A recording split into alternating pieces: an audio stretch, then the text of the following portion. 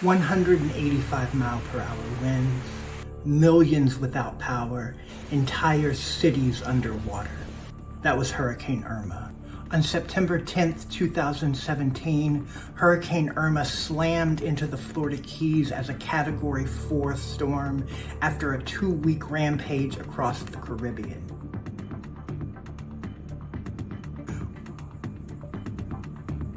The destruction was staggering.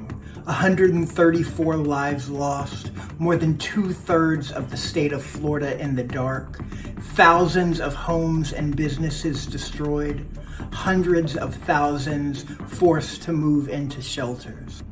Irma was more than a storm. It was a wake-up call, leading to stronger building codes, faster evacuation, and better coordination. As the planet warms, storms are getting stronger, faster, and more destructive. Irma left behind $77 billion of destruction, but also a lesson. Survival depends on how we prepare.